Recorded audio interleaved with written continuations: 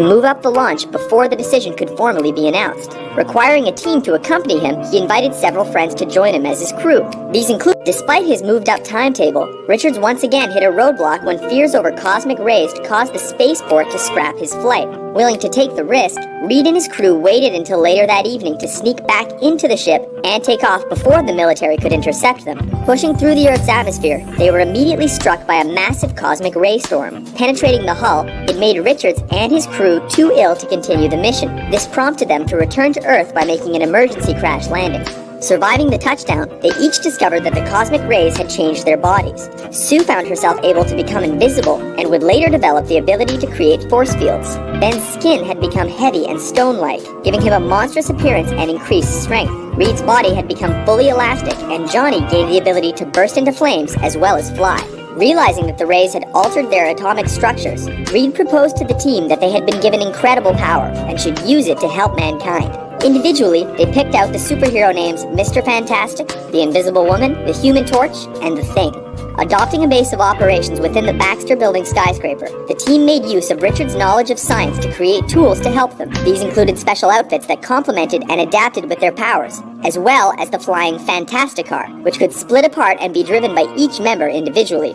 Meanwhile, they began using their powers to fight crime and defend the planet from countless dangers. These included aliens called the Skrulls, their arch-nemesis Dr. Doom, and the planet-devouring entity called Galactus. They even revealed their real identities to become celebrities, taking credit for their many heroic deeds and prompting the public to both admire and distrust them.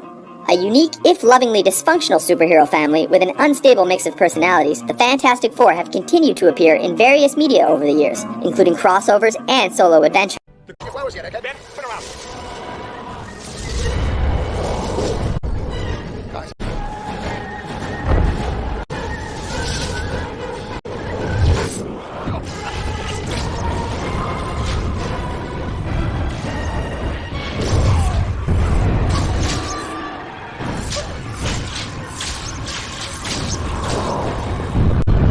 While we failed to unlock the secret of the streaking phenomenon, at least we were all still there to talk about it. And then, just as I was saying, but we still don't know if there'll be after effects from the flight. I feel so strange. Huh? What? Hey, you're not gonna throw up, are you? Sue! Sis! She's fading away. What is it? What's wrong? Oh, Reed.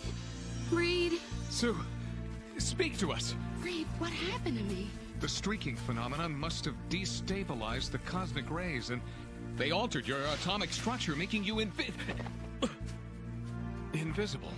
Oh, sweetheart, no. How long will I be this way? There's no way of knowing. But what if she never gets visible again? No.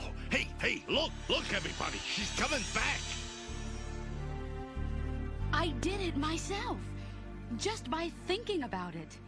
Oh, thank heavens you're all right. All right. How do you know she won't turn invisible again? How do you know that something even more rotten ain't gonna happen to the rest of us? I don't. No one does. Scientific exploration is dangerous. Stop trying to talk your way out of this. You were too big-headed to try and listen when I warned you. It's time you learned a lesson. He's turned into a thing. Batter up. No, Ben! Stop and think! You've got to think about it! Think, Ben! Okay. I think you need cooperate.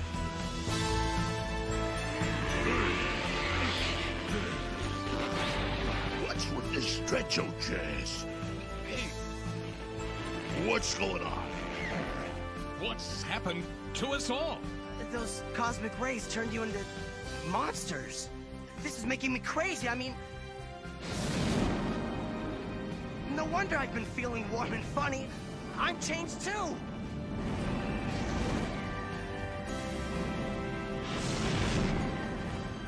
Whoa, I can fly! Whoa!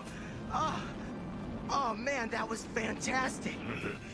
You can say that again, Mr. Blowtorch. You better chill out.